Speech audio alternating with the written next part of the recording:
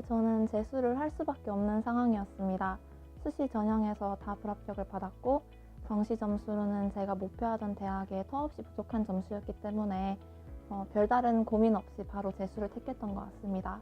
자존심이 꽤나 상해 있는 상태였기 때문에 하루라도 빨리 선행반에 들어가서 더 잘해버리겠다는 생각으로 의대관에 들어왔습니다. 선행반 수업을 따라가면서 그 어느 때보다 더 기초를 꼼꼼히 다시 공부할 수 있었습니다.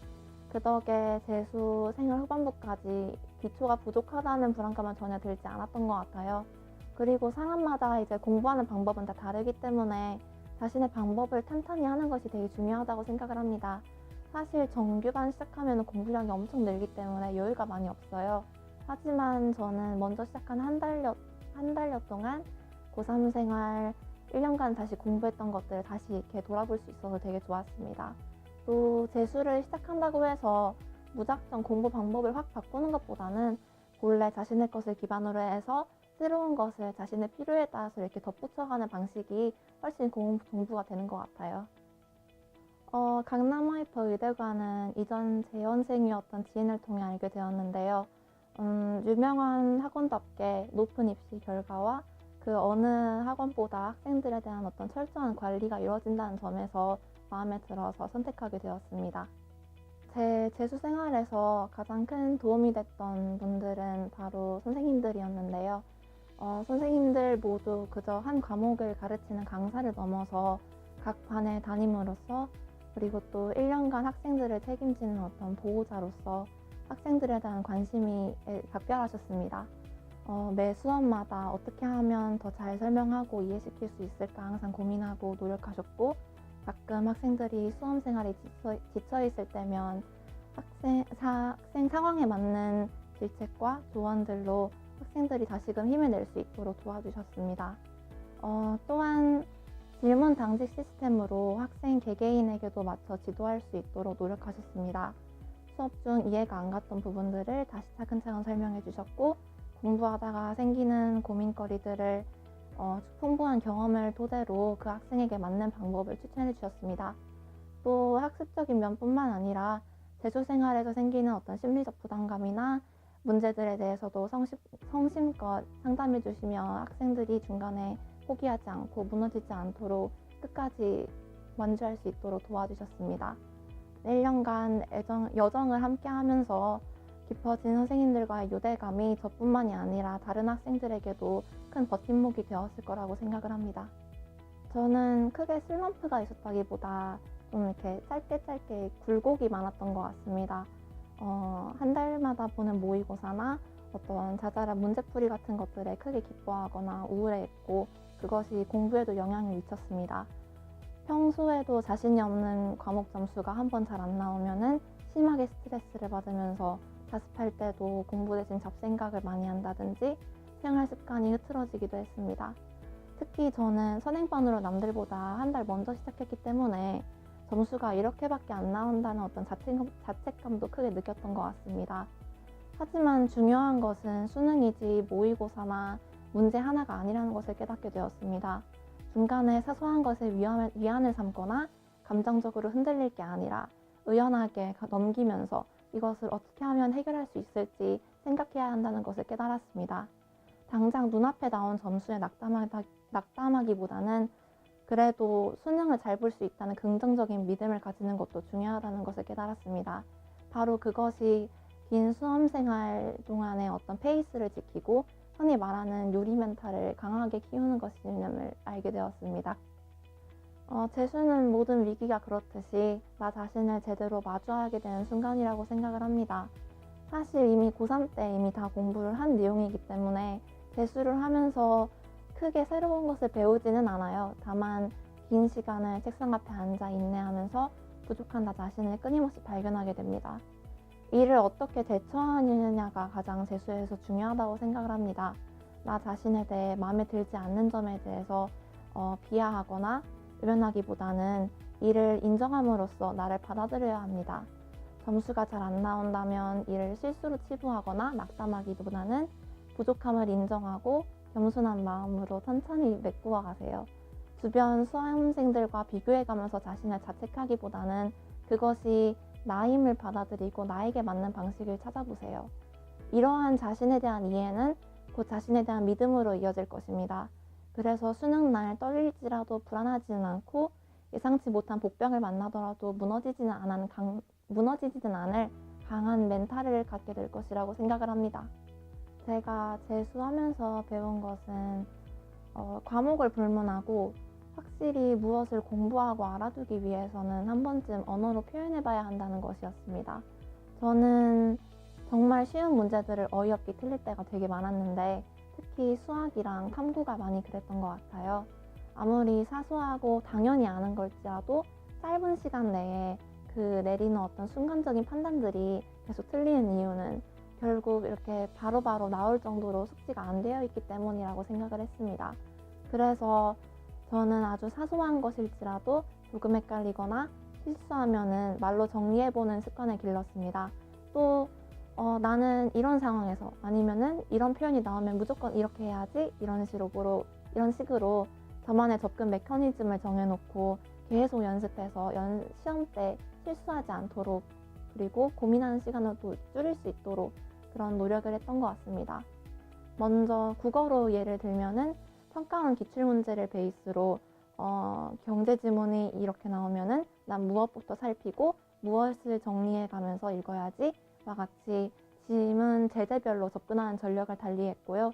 또 글의 어떤 전체적인 구조랑 서술 방식에 따라서 글을 정리하는 방식을 또 따로 정해놓아서 계속 연습했던 것 같습니다. 수학도 마찬가지로 그저 이렇게 물 흘러가듯이 이렇게 습관대로 푸는 게 아니라 이런 유형이 나오면은 첫 번째 이것부터 하고 그 다음에 이렇게 해야지와 같이 어떤 순서를 정해놓고 푸는 연습을 계속했던 것 같습니다.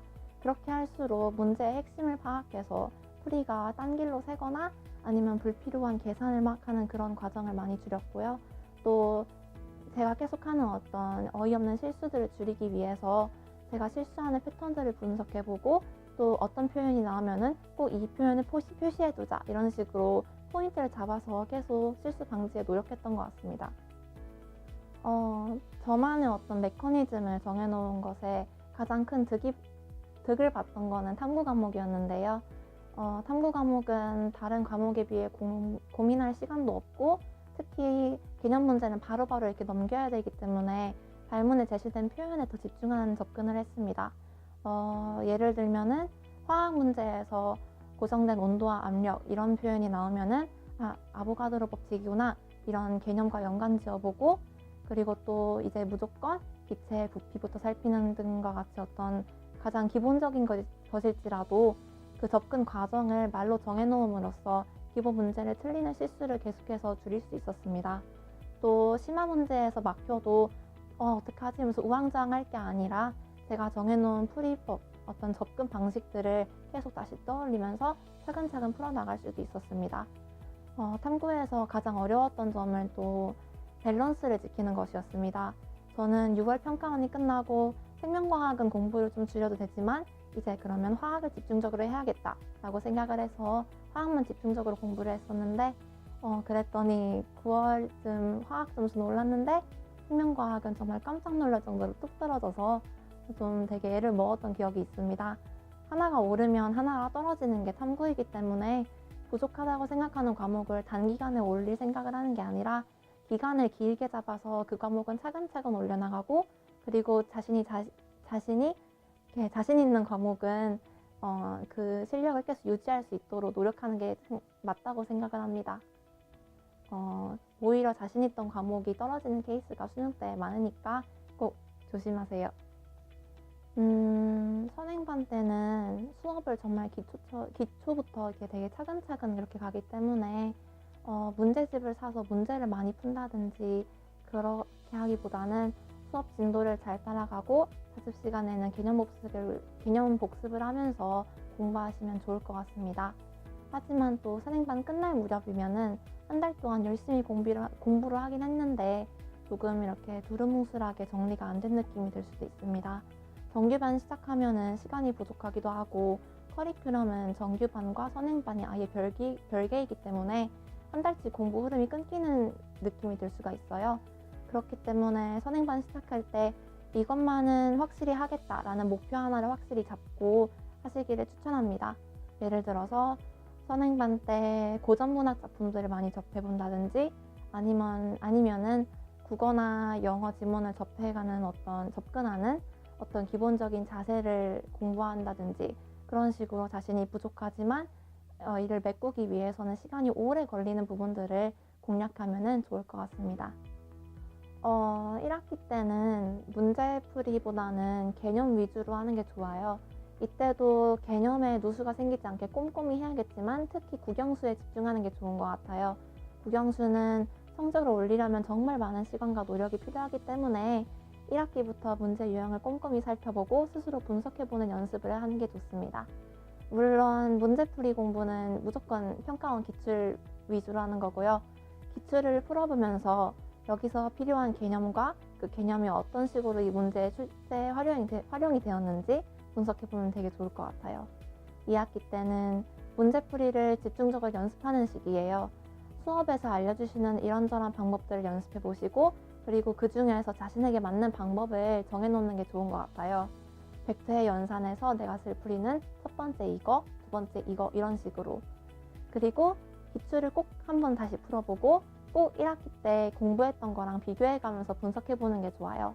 1학기 때는 개념 위주로 이렇게 기출 분석을 했다면은 2학기 때는 문제풀이 방식 위주로 기출을 하시는 것을 추천드립니다.